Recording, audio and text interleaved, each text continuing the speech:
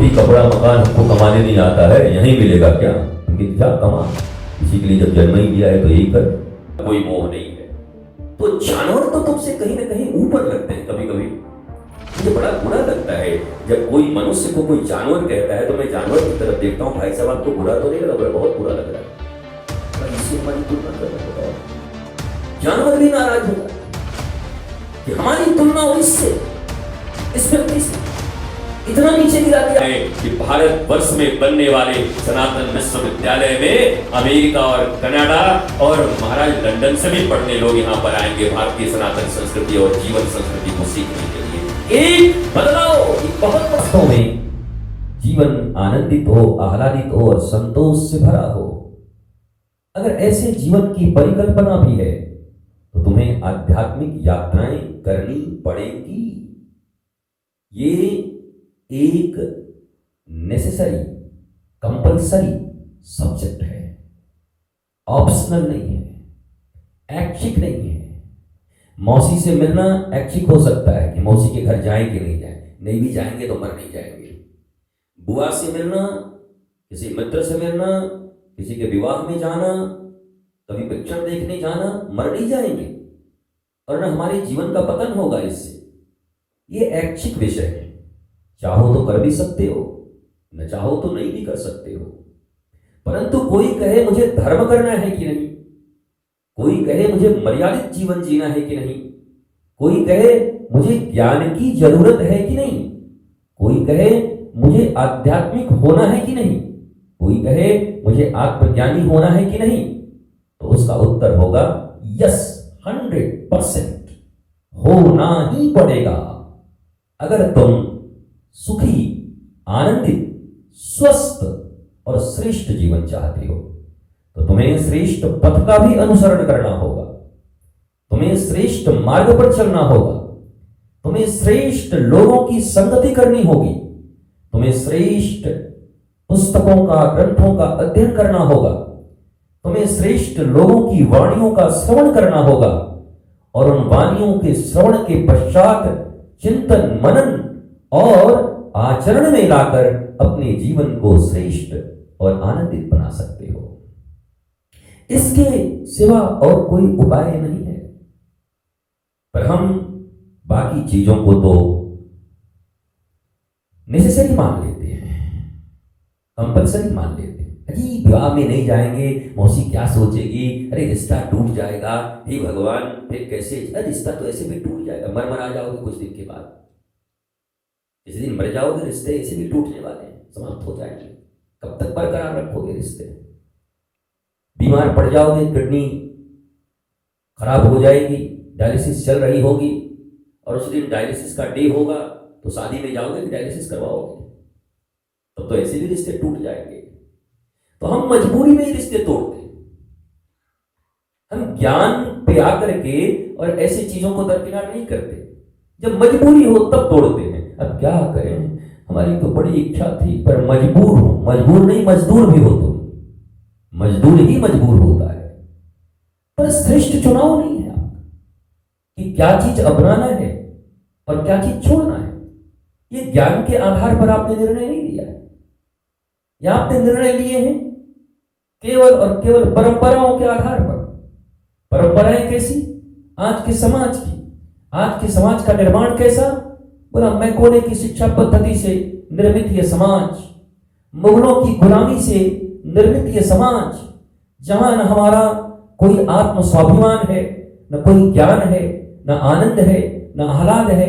इन परंपराओं के बल पर बने हुए परंपरा का अगर तुम प्रतिपादन कर रहे हो तो अपने जीवन में आनंदित और आह्लादित होने का स्वप्न छोड़कर बाकी सारे स्वप्न देख लो। जितने भी सपने हैं देखो, पर आनंदित होने का सपना मत देखना, आह्लादित होने का सपना मत देखना, समस्याओं से मुक्त होने का सपना मत देखना, अभावों से मुक्त होने का सपना मत देखना। ये सपने सपने ही रह जाएंगे, ये तुम्हारे सपने कभी पूर्ण नहीं होंगे। पर इन स्वप्न को अगर पूरा करना है तो आपको आध्यात्मिक जीवन जीना पड़ेगा।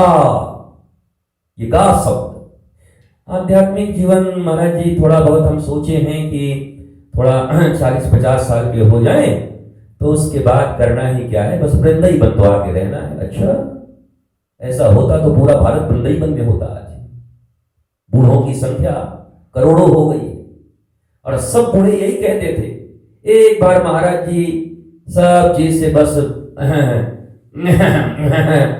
एक बार अब ये है क्यों, क्या मुझे कुछ पता नहीं क्या। हम भैया सीधा सीधा बोलो तो बस ये बच्ची की शादी और इसकी ये नौकरी और सब हो गया। अब बताओ, अब पोता हमारे बिना रहता ही नहीं है। ये पोता खोता, पंजाबी में खोता बोलते हैं मूर्ख को। अबे खोते, ये पोते के चक्कर में कब तक खोते बनते रहोगे। अब पोता भी हो गया, बोला अब तो थोड़ा बड़ा हो जाए महाराज जी तो फिर तो हम वृंदाई बना रहे, थोड़ा बड़ा हो गया। अब क्या करें, इसका पिताजी उतना ध्यान देता नहीं, पढ़ाई वढ़ाई भी हमारे ऊपर आ गया, दोबारा बाप बन गया ये। एक बार विवाह किया था, अपना बच्चा पैदा किया था, अब एक बार अपने बेटे का बेटा पैदा करके फिर बच्चा पाल रहा है ये आदमी।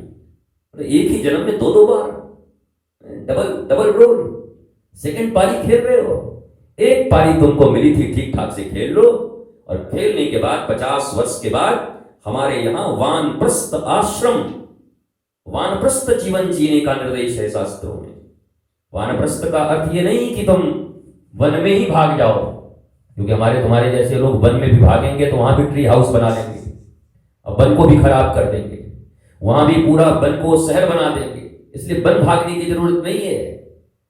घर में रहते हुए ही मन वन की तरफ हो जाए, वन की तरफ हो जाए। बोला भैया क्या हो रहा है, बोला जो होना है होने दो भैया, हमें तो बस मौज लेना है, अभी हमें आत्मज्ञान की ओर आगे बढ़ना है। हर जगह टांग नहीं अड़ाना, अगर कोई सलाह मांगे तो दे दो।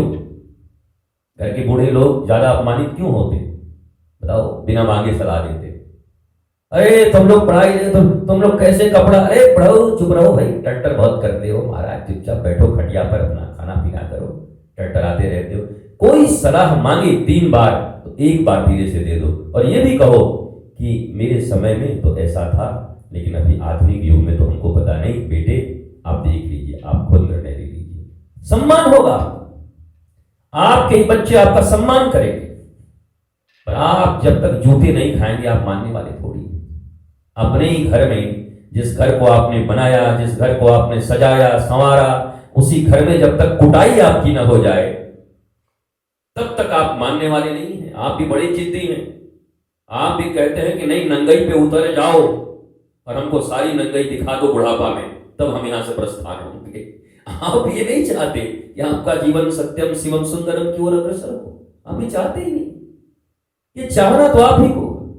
इसलिए जीवन में ज्ञान की तरफ आगे बढ़ना बहुत जरूरी है, और ज्ञान प्राप्त करने की कोई उम्र नहीं होती। तो बस प्रेम के लिए ही शायद वो गाना हमने सुना है, तो देखे केवल मन मेरे प्रीत अमर कर दो। कैसे कोई है, न उम्र की सीमा हो न हो जन्म का बंधन। वाह बेटा, बस ये प्रेम में तो न उम्र की सीमा हो न जन्म का हो बना। ज्ञान प्राप्त करने में है अभी महाराज जी, अभी तो खेलने खाने का उम्र है, खेलने खाने का उम्र है। 5 साल में ध्रुव ज्ञान प्राप्त कर गया, 5 साल में प्रहलाद ज्ञान प्राप्त कर गया, 3 वर्ष में मीरा कहां पहुंच गई, 2.5 साल की जना कहां पहुंच गई, और तुम खेलने और खाने में।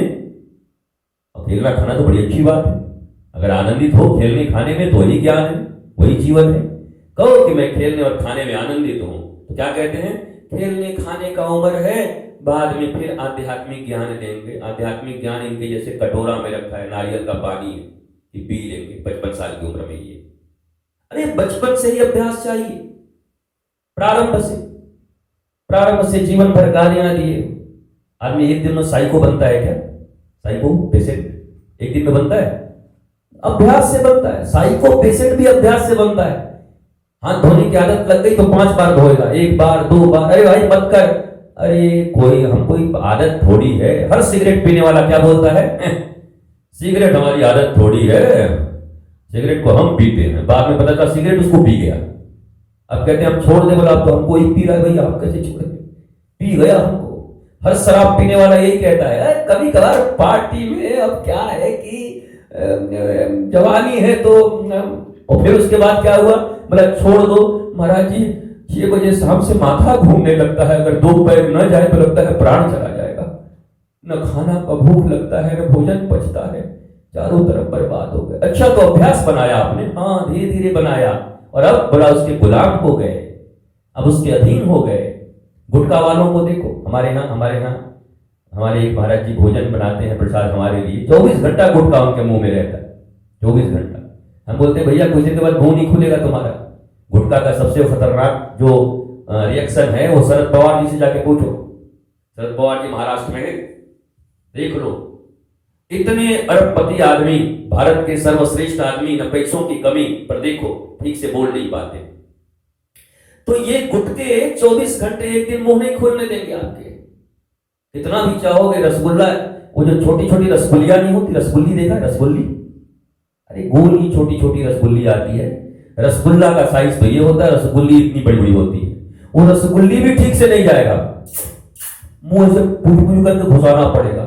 हम तो महाराज राजभोग खा जाए एक बार में, हाँ ऐसे करके हमारे घर ले आओ राजभोग, हम पूरा ही राजभोग एक बार में खा जाए, तो मुंह नहीं खुलेगा तुम्हारा एक दिन आने पर वो अभ्यास धीरे धीरे तुम उसके गुलाम बन गए। वो गुलाम तुम्हारे शरीर को बर्बाद कर रहा, मन को बर्बाद कर रहा, तुम्हारी इच्छा शक्ति, दृढ़ इच्छा शक्ति, विल पावर। वो आदमी कहता है मेरा इच्छा शक्ति बड़ा मजबूत है, खाक मजबूत है, सिगरेट छूट नहीं रहा, इच्छा शक्ति मजबूत है, गुटखा छोड़ नहीं पा रहे, इच्छा शक्ति मजबूत है। कोई भी चीज जो तुम्हें गुलाम बना के रखी है, तुम कैसे कह सकते हो कि तुम्हारी इच्छा शक्ति मजबूत है? तुम कैसे कह सकते हो कि तुम दृढ़ इच्छा संपन्न व्यक्तित्व के मालिक हो? और याद रखो, आध्यात्मिक ज्ञान दृढ़ इच्छा शक्ति का जो मालिक हो उसी को ही प्राप्त हो सकता है। ये दुनिया की सर्वश्रेष्ठ विधा है। इस दुनिया में इससे हायर, इससे उच्च कोई चीज नहीं है। जो व्यक्ति संसार के किसी भी गुण या दुर्गुण में आबद्ध है और वो आध्यात्मिकता को खेल की तरह लेता है, अब उसके लिए क्या कह सकते हैं? ऐसे लोगों के लिए जो सर्वश्रेष्ठ चीज है वो जीवन के इस दौर में अगर दृढ़ता पूर्वक तुम पालन कर रहे हो, तभी इस उच्च आदर्श को, उच्च जीवन को प्राप्त कर सकते हो। हाई स्कूल पास किया नहीं और क्या कहते हैं, हम तो जा रहे हैं मेडिकल का एग्जाम देने। मेडिकल का एग्जाम, 12वीं तो पहले पास कर ले भाई। बोला नहीं, हम 9वीं क्लास फेल हैं 3 बार, फिर भी हम डॉक्टर बन जाए। कैसे बन जाएगा? हाँ सीख लोगे, जरूर सीख लोगे, तुम्हारे पास अगर गुण है तो सीख लोगे, पर डिग्रियां नहीं मिलेगी तुम्हें। वैसे ही इस संसार के किसी भी आसक्ति में अगर तुम मजबूर हो, मजबूर शब्द याद रखना, चाहकर भी नहीं छोड़ सकते, तो उस उच्च आध्यात्मिक धरा पर जाने का तुम्हारा अधिकार नहीं है। बात इतनी सी है। अब बीच का ये मन बुलाव है, पकाते रहिए, आते जाते रहिए, घूमते फिरते रहिए, दर्शन करते रहिए, मन को बुलावा देते रहिए कि कभी न कभी तो कृपा होगी मेरे बांके बिहारी। बांके बिहारी तो रोज ही खड़े हैं कृपा करने को, तुम लेवे को तैयार हो। एक तरफ बांके बिहारी कृपा को लेकर कैसे खड़े हैं और एक तरफ एक महाराज बिड़ला का आदमी आकर के कहे कि आज सबको 10-10 लाख रुपया बांटेंगे, बांके बिहारी जी का मंदिर खाली पड़ जाएगा। सब कहेंगे महाराज वहां तो बाद में भी चले जाएंगे, कौन सी बड़ी बात है, बांके बिहारी कौन भागे जा रहे हैं। पर ये टाटा वाला आदमी भाग गया तो कर मौका फिर नहीं मिलेगा। तो आज तो कहेंगे बिहारी जी आप तो जानते हैं कि आप में तो मेरी पक्की निष्ठा है, अब क्या शरीर से ही प्रेम होता है, नहीं आ रहे हैं तो प्यार नहीं है क्या आपसे? बांके बिहारी भी कहेंगे सारी फिलोसफी मेरे ऊपर, दर्शन शास्त्र मेरे ऊपर उड़ रहा है, मुझे ही बता रहा है ज्ञान। वो मंदिर छोड़ के भाग जाएगा वो। लेकिन आप तय करते हो आपकी प्रायोरिटी क्या है, और प्रायोरिटी जब तक तय नहीं कर लेते, प्राथमिकता जब तक तय नहीं कर लेते हो, तब तक ये खेल चलता रहेगा। सुनने सुनाने का, जागरण का, नाचने का, गाने का, उत्सवों का, ये खेल चलते रहेंगे। और ये बेकार है ऐसा नहीं कहता, हाँ कुछ समय के लिए तुम्हारा मनोरंजन अवश्य कर सकते हो। तुम डिप्रेशन में हो, थोड़ी देर के लिए कुछ उत्सव हो गया, थोड़ा नाच डालिए, तो आज मुझे बहुत अच्छा लगा, बरसों 2 साल के बाद मेरे को इतना अच्छा लगा। फिर कल तेरा क्या होगा कालिया? कल फिर वही छत गिनेंगे, दीवार देखेंगे, दरवाजा देखेंगे, क्योंकि डिप्रेशन फिर आने वाला है। अगर 2-4 घंटे के लिए उत्सव में बिजी भी हो गए, कल क्या होगा बताओ? फिर तो वहीं जाओगे। लौट के बुद्धू घर को आए, लौट के बुद्ध भी घर को आते हैं और लौट के बुद्धू भी घर को आता है।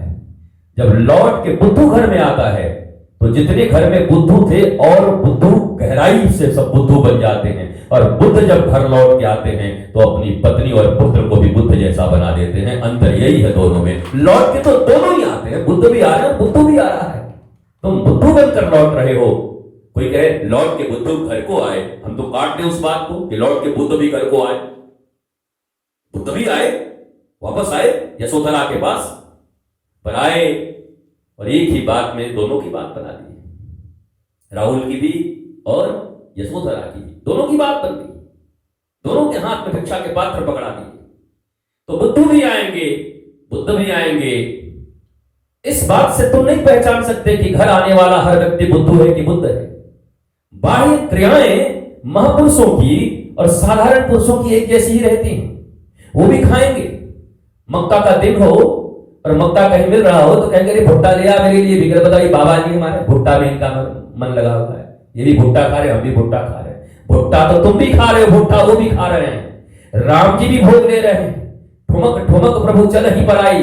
भगवान श्री कृष्ण भी माखन चुरा रहे हैं। भगवान श्री कृष्ण भी दूध दही खा रहे हैं। भगवान श्री कृष्ण भी गैया चरा रहे हैं और तुम भी चरा रहे हो। अगर गैया चराने से ही कृष्ण हुआ जाए तो सभी गैया चरावे और कृष्ण हो जाए। माखन चुराने से अगर कृष्ण हुआ जाए तो अभी हम 2 किलो माखन यहां रख देते हैं और 100-100 ग्राम तुम लोग चुरा लो, सब कृष्ण हो जाओगे और यहीं से सिद्धि मिल जाएगी। बाबा कृष्ण हो गए। क्यों? बोला माखन चुराया। जिसने माखन चुराया वही कृष्ण। कृष्ण ने माखन चुराया वो अलग बात है, जिसने माखन चुराया वो कृष्ण हो जाए ऐसा संभव नहीं है। उनके कृत्यों का अनुसरण करके, अनुकरण करके, अनुसरण तो ठीक है, अनुकरण करके कभी तुम श्रेष्ठ नहीं बन सकते, कभी तुम महान नहीं बन सकते, कभी तुम बड़े नहीं बन सकते। कई बार लोग तुलना करने लगते हैं महापुरुषों से, कई बार लोग भगवान से तुलना करने लगते हैं। आप भी तो ऐसे, आप भी तो ऐसे, आप भी तो ऐसे, हम भी ऐसे ही हैं। पर भीतर मौज है, पर भीतर आत्मज्ञान है। कोई चीज ऐसी नहीं जो भीतर को स्पर्श कर सके। न कोई भय, न कोई बात, न कोई ऐसी अंधेरी रात जो महापुरुष के अंतःकरण को स्पर्श कर सके।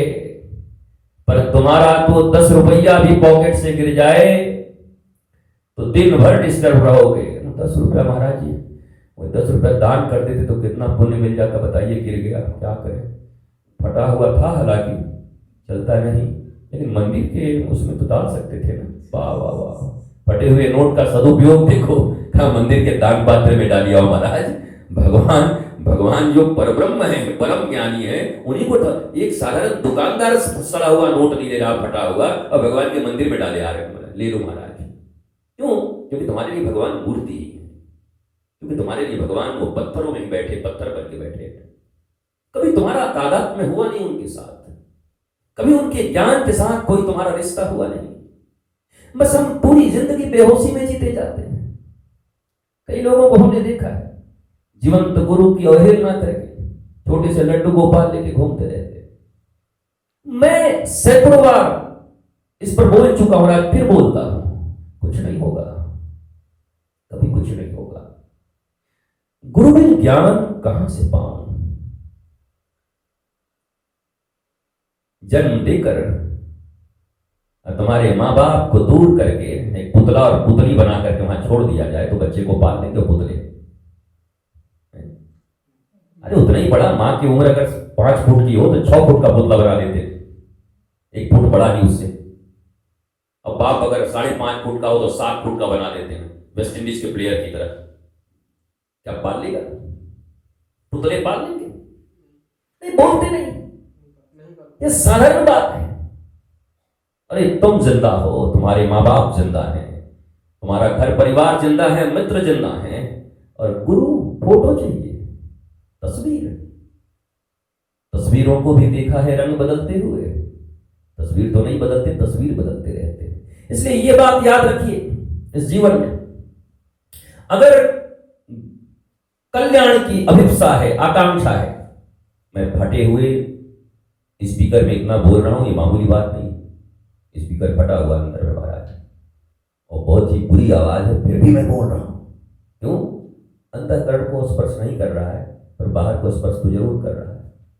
हमने यहाँ के लोगों को एक जिम्मा दिया था 3 महीने पहले कि फटा हुआ स्पीकर बदल दो, तुम्हें पावर है तो। 3 महीने में एक फटा हुआ स्पीकर नहीं बदल पाए ये लोग महाराज। आध्यात्मिक पुरोधा है ये सब, महापुरुष। बड़े बड़े नाम आप सुनेंगे यहाँ आश्रम में। फलाने जी 10 साल से, फलाने जी 8 साल से, फलाने जी एकदम घर द्वार परिवार संसार से विरक्त होकर के अरबपति थे, खरबों गुरुदेव पर खर्च कर चुके हैं। ऐसे ऐसे महापुरुषों का आप नाम सुनोगे, पर 32 रुपए में फटे हुए स्पीकर नहीं बदल पा रहे 4 महीने में। ये आपका समर्पण, आपकी एक्टिविटीज, आपकी महत्ता, आपका इंपॉर्टेंस लाइफ के प्रति, ये इस चीज का निर्धारण करता है।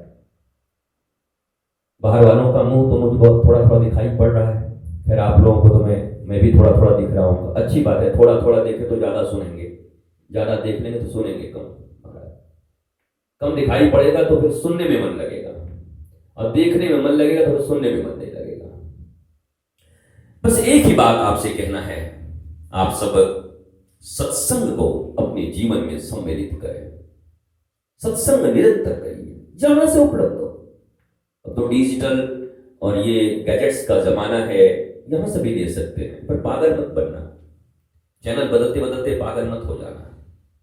नहीं तो एक खुली पिक्चर देखी थी हमने अमिताभ बच्चन की, उसमें वो रेडियो चल रहा था उस समय, तो पहले योगा कर रहा था, पहले अंडा बना रहा था, कुछ आमलेट फामलेट बना रहा होगा, वो करते करते फिर वो किसी ने बदल दिया उसका।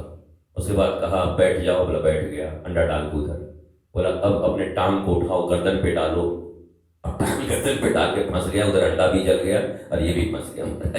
चैनल बदल गए तो इसकी जिंदगी भी बदल गई। तो ये चैनल बदल सत्संग से कुछ नहीं होगा, ये भी जान लो। ये जरूर तुम्हारे जीवन में व्यतिक्रम और डाल सकते हैं। मतिक्रम मनुष्य को हो जाता है। तुम्हारा एक मार्ग होना चाहिए। हमारे प्राचीन ऋषियों ने एक मार्ग दिया, एक संत, एक पंथ, एक ग्रंथ। तुम्हें अगर कॉलेज में भेज दिया जाए और कहा जाए क्या पढ़ोगे, बोला हम सब क्लास करेंगे बाबूजी, आर्ट्स में भी बैठेंगे, साइंस में भी बैठेंगे, कॉमर्स में भी बैठेंगे, थोड़ा उधर कंप्यूटर में भी चले जाएंगे, और नंबर जब आया तो सब में 3-3-3, महाफेल। सब क्लास करेगा ये। चुनाव करने पड़ते हैं। मुझे आर्ट्स पढ़ना है, मुझे साइंस पढ़ने हैं, मुझे कॉमर्स पढ़ना है, मुझे तकनीक की तरफ जाना है, कि मुझे प्लेयर बनना है। चुनाव करने पड़ते हैं, और फिर डेडिकेशन के साथ, बड़ी एकाग्रता के साथ। एकाग्रता का अर्थ होता है एक को अग्र करना। एकाग्रता का अर्थ मोमबत्ती पर ध्यान लगाना नहीं होता है, पागल हो जाओगे कुछ देर के बाद। मोमबत्ती बुझ जाएगी, तुम्हारा फ्यूज भी बुझ जाएगा, बुद्धि का, दोनों। एकाग्र नाम है, एकाग्र, एक को अग्र कर दिया। अब वो एक कौन है, ये बहुत महत्वपूर्ण है। किसके प्रति एकाग्र हो? किसी ने नर को किया, किसी ने नारी को, किसी ने धन को किया, किसी ने मकान को किया, किसी ने दुकान को किया, किसी ने कुछ किया, किसी ने पद को किया, किसी ने प्रतिष्ठा को किया। तुमने किसको एकाग्र किया है? किस एक को अग्र में डाला है? तुम्हारे मन, मस्तिष्क, बुद्धि, कर्म में अग्र कौन है? कौन है जो प्रोमिनेंट है? कौन है जो इंपॉर्टेंट है? कौन है जो कंपल्सरी है? बोलो। बोला बदलते रहता है महाराज जी। सुबह आप रहते हैं, दोपहर में कोई और हो जाता है, शाम को फिर कुछ और आपसे बात अगर बिगड़ गई तो फिर कुछ और। हमारे मन के लायक चलो तो महाराज जी आप ही एकाग्र हो गुरु जी। मन के अगर विपरीत चल गए तो महाराज आपको तो हम ऐसा फटकार देंगे कि फिर आप समझेंगे नहीं, नजर भी आप नहीं आएंगे। आज जय जय कर रहे हैं तो कल हाय हाय करते हुए सड़कों पर नजर आएंगे आपके। क्यों? क्योंकि आप मेरे मन के अनुसार नहीं चल रहे, ये मन को एकाग्र करके चल रहे हैं। और ये मनमुखी लोगों के लिए कहा गया है, ये जीवन में कभी भी आनंद, आह्लाद, प्रेम, शांति प्राप्त नहीं कर सकते जो मनमुखी हो गए। मनमुखी नहीं, हमारे आध्यात्मिक शास्त्रों में गुरुमुखी होने के लिए लिखा गया। मतलब गुरुमुख हो गया, मतलब गुरुमुख हो गए भैया, भैया गुरुमुख हो गए, भैया अब गुरुमुख हो गए। एक ने कहा महाराज मैडम गुरुमुख गुरुमुख, हमने अपना नाम ही गुरुमुख सिंह होरा रख दिया है, हम गुरुमुख हैं, नाम ही गुरुमुख रख लो, बस काम बन जाए तुम्हारी। गुरुमुख हो गए, गुरुमुखी हो गए, मनमुखी नहीं। पहले हम मनमुखी थे, मन जो कहता था वो करते थे। अब हमारे गुरु अर्थात जो अंधकार से प्रकाश की ओर ले जाते हैं, जो समस्या से समाधान की ओर ले जाते हैं, जो हमें विषाद से प्रसाद की ओर ले जाते हैं, जो हमारे अवसाद को मिटाकर हमें संवाद करना सिखा देते हैं, अब मैं उनको एकाग्रचित्त कर लिया हूं, उनको अपने आगे में रख लिया हूं, उनको मैंने अपना सारथी बना लिया है। अर्जुन की तरह श्री कृष्ण मेरे सारथी हो गए। दिस इज एकाग्रता, नथिंग एल्स। एकाग्रता का अर्थ ही नहीं लोगों को पता। महाराज जी हाँ, हम पढ़ाई में कैसे हमारा मन नहीं लगता, हमको एकाग्र कर दीजिए। एकाग्रता हो जाता तो और क्या चाहिए बेटा? बस महाराज जी खूब धन कमाना चाहते हैं। और क्या चाहिए बेटा? बढ़िया विवाह हो जाए महाराज जी, खूब सुंदर कन्या के साथ। और बेटा इतना नाम हो महाराज जी की दुनिया में। और बेटा चांस मिल जाए तो सांसद वगैरह बन जाए, मंत्री वगैरह महाराज जी। और बेटा एक बार अमेरिका तो चली जाए, साथ में मंगल और इस सब पर भी चांद पे घूम आए महाराज। और बेटा बस एकाग्र कर दीजिए पढ़ाई में। पकड़ते इसको रे, इसको पकड़ो, पहले मैं इसको एकाग्र करूं। अभी बताओ महाराज, इसने 40 आग्रह कर रखा अपने मन को, 40 जगहों पर मन को बांट रखा है और कह रहा मुझे एकाग्र कर दो। तुम तो अभी खुद ही डिसाइड नहीं कर पाए हो कि तुम्हें क्या चाहिए। तुम पहले निर्णय लो कि मुझे क्या चाहिए। जब एक संत के पास आते, गुरु के पास आते, जब मंदिर में जाते, गुरुद्वारे में जाते, गुरु के पास पहुंचते, तो ये निर्णय करो कि मुझे क्या चाहिए। जो व्यक्ति निर्णय नहीं कर सकता, जिसके निर्णय बड़े कमजोर है, 40 प्रकार के निर्णयों में जो फंसा हुआ है, वो व्यक्ति कभी भी श्रेष्ठ जीवन नहीं जी सकता। काम चलाऊ जीवन तो सभी जी रहे हैं। हमारे यहां लोग आते जाते हैं, कहते हैं ना रोटी कपड़ा मकान हमको कमाने नहीं आता है, यहीं मिलेगा क्या? हमकी जा कमा, इसी के लिए जब जन्म ही दिया है तो यही कर। सारी जिंदगी इसी में तेरे को गुजारना है तो कर ले। ये तो कोई भी कर रहा है। फिर तो मैं जानवर ही कह देता हूं तो बड़ी बुरी लग जाती है बात लोगों को। मैंने जानवर कह दिया हमको, हम आपको थोड़ी कह रहे हैं। हम कह रहे हैं जानवर भी ये व्यवस्थाएं कर लेता है। वो पक्षी भी अपना घोंसला बना लेती है, दाना ले आती है, बच्चे पाल लेती है, अंडे को ठीक ठाक कर लेती है, उड़ने लायक बना देती है। तुम में और पक्षी में इतना ही अंतर है, एक बार जब पक्षी उड़ने लायक बन जाता है तो फिर मोह नहीं रखती वो पक्षी। एक बार गैया का बछड़ा जब दूध पीना छोड़ देता है तो गैया भी फिर मोह नहीं रखती। बस दूध तक, जब तक दूध करके पालन करना है, घास खाने लायक हो गया, चल अपने काम में लग जा, अब कोई मोह नहीं है। तो जानवर तो तुमसे कहीं ना कहीं ऊपर लगते हैं। कभी कभी मुझे बड़ा बुरा लगता है जब कोई मनुष्य को कोई जानवर कहता है, तो मैं जानवर की तरफ देखता हूं, भाई साहब आपको बुरा तो नहीं लगा? बहुत बुरा लग रहा है, बोला इससे हमारी तुलना कर रहे हैं। बताओ, जानवर भी नाराज हो जाते हैं कि हमारी तुलना हो इससे, इस व्यक्ति से, इतना नीचे गिरा दिया मुझे। क्योंकि जानवर तो वो भी मोहासक्त नहीं है। एक समय के उपरांत तो उनका भी मोह समाप्त हो जाता है।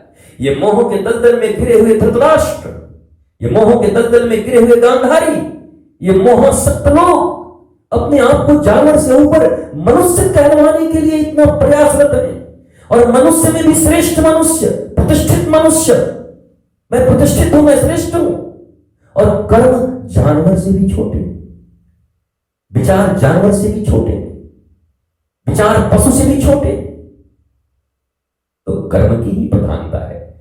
कर्म प्रधान विश्व करि राखा, जो जस करहि सो तस फल चाखा।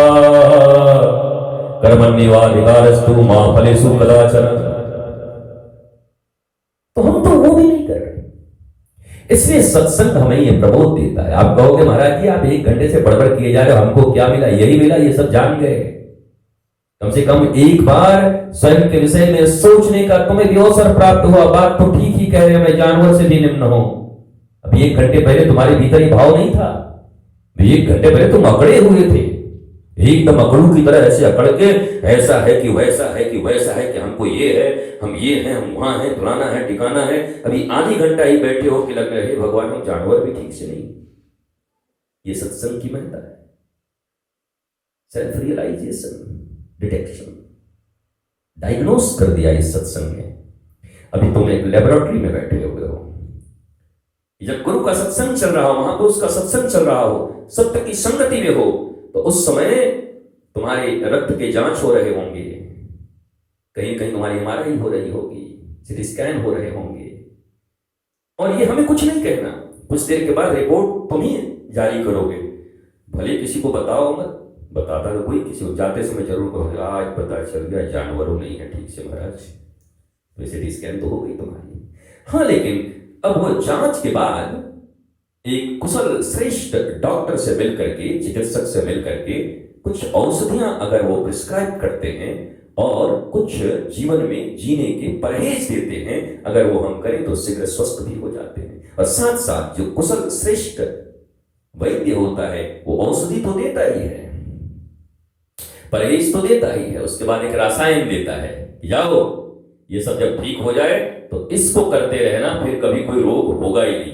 औषधि वो जो रोग होने पर रोग से मुक्ति दे, रसायन वो जो रोग होने ही न दे। दोनों प्रकार की चीजें होती हैं वैद्य के पास, तो दोनों चीजें आपको प्राप्त हो। भगवान के घर में, गुरु के आश्रम में और गुरु के सत्संग में औषधि भी मिलती है। वर्तमान में जिस रोग के कारण आप दुखी हैं, मानसिक रोग, अभाव के रोग, आध्यात्मिक रोग, उससे भी मुक्ति मिलेगी, और भविष्य में रोग पकड़े ही ना, इसके लिए राम रसायन तुम्हारे पासा, सदा रहूं रघुपति के दासा।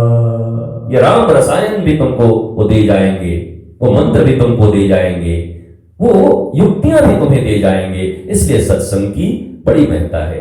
बनने वाले सनातन विश्वविद्यालय में, वो विश्वविद्यालय कोई पढ़ाई का केंद्र ऐसा नहीं होगा कि 1 घंटे आओ और ये पढ़ो और हिंदी के टीचर पढ़ो। वो हर क्लास ही मानव जीवन उत्थान और जीवन से परिचित होने और श्रेष्ठ जीवन जीने की कला और अपने आप को आत्मज्ञानी बनाने का एक तरीका, अर्थात उस विश्वविद्यालय और गुरुकुलम में पढ़ाई जाने वाले हर सब्जेक्ट और हर घंटे केवल पढ़ाई, बोरिंग पढ़ाई न होगा, बल्कि बड़ा इंटरेस्टिंग सत्संग की तरह होगा, जहां हम उन्नत बनते जाएंगे, हमारी महाराज अवस्था ऊंची होती जाएगी, हमारे सारे भवरोग समाप्त होते जाएंगे और हम श्रेष्ठतम जीवन के अधिकारी बनते जाएंगे। मनुष्य के रूप में जन्म लेने का अधिकार हमें तभी मिला है जब हम श्रेष्ठ जीवन जी सके। मनुष्य के जीवन में आकर के भी पशुओं की तरह दुखी, गुलाम और अभाव में जीना, ये तो मनुष्यता का अपमान है और मनुष्य जीवन का अपमान है। मत करिए अपमान, अपने जीवन का सम्मान करो। जो जीवन तुम्हें मिला है उसका सम्मान करो, और ये जीवन यही है।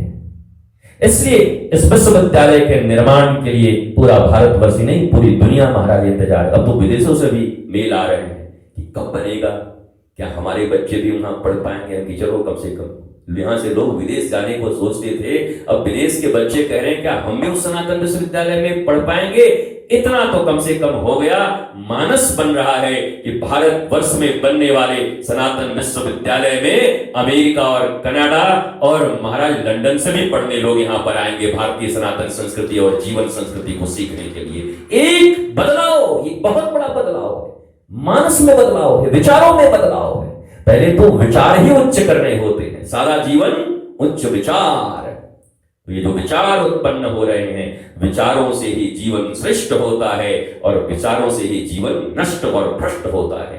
आप सब आनंदित रहिए, प्रसन्न रहिए, आह्लादित रहिए, और 1 करोड़ संस्थापक सदस्य बनने की दिशा में हम बहुत आगे बढ़ चुके हैं। आप बनते भी रहिए, न भी बनिए तो कोई बात नहीं, सनातन विश्वविद्यालय तो बन ही जाएगा। तुम बनो न बनो महाराज, क्या फर्क पड़ता है।